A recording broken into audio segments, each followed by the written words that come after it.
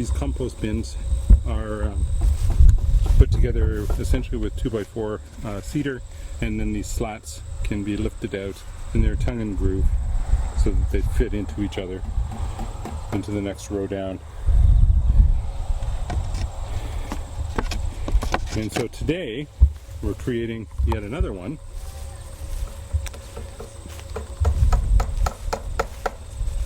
And this one is going to be made with the leftover cedar that we have and some additional materials. And so what we do is start to put together two of these frames that are going to be the outside of the compost bin, and then we tie them together, and you can see the 2x4s that we're going to use for that. So what Patricia is doing is putting a section of hardware cloth onto the actual frame itself, and then we'll tie the two frames together and put the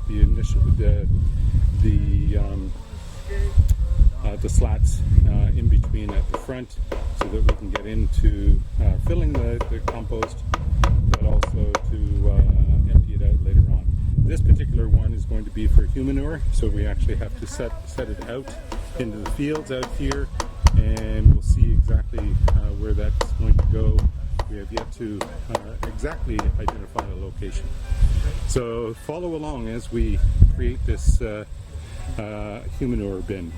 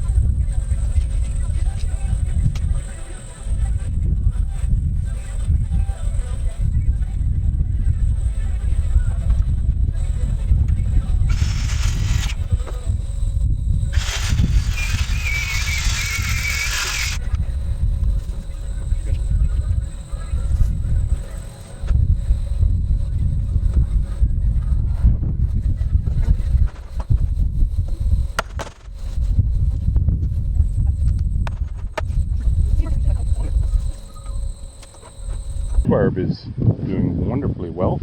We've got several squashes that are coming. I don't know if you can see them hiding down here. Let's just walk along here.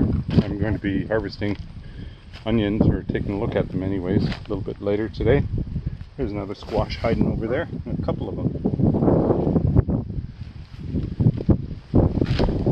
Moving down the road. There's a bigger squash in here. And there's another one there.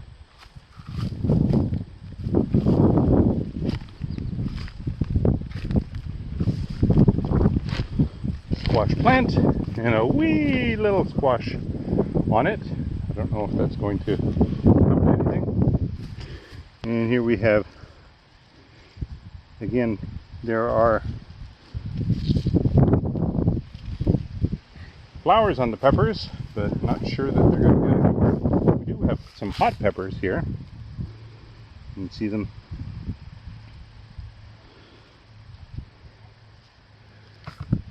And some more zucchini coming.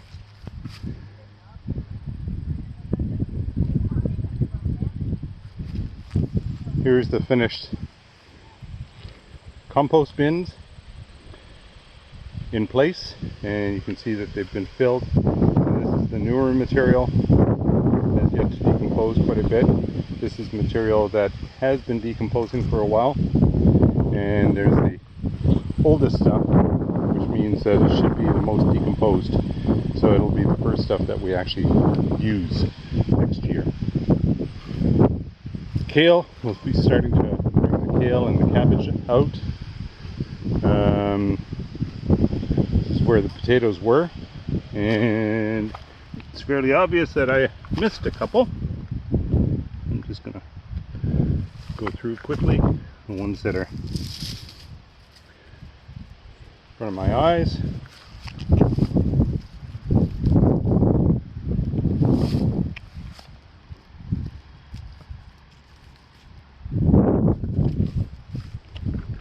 Put them in the drying rack with the rest of them.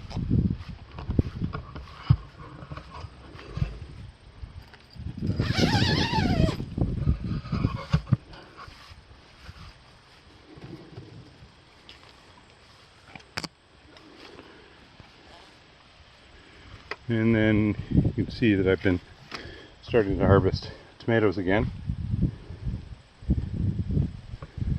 So I'll pick all of the cherry tomatoes off and go back for another container.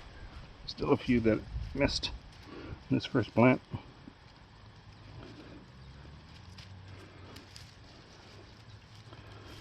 Ones that are sitting on the ground or close to the ground and difficult to find. There are a few more plants that I have to go for the cherry tomatoes, and then these rounder tomatoes that are good for sandwiches and all that kind of stuff. And then further down you see these striped ones, and they are very good tasting tomatoes.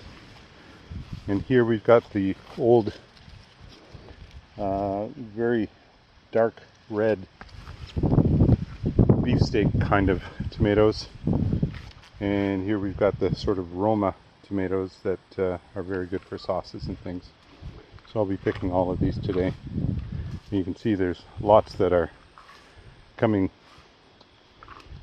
ripe. There's where we've positioned the human manure bin that we made yesterday, and it's already filling up, and that'll be good to have that available because it takes a lot of pressure off the rest of what are we going to do with the materials. So they can sit in there and they can compost for a year, and then we can make use of the waste. Did a little bit of trimming this morning. My pea spot in between the vehicle and the tent, the trailer and the tent, and around our sitting area, so we have space to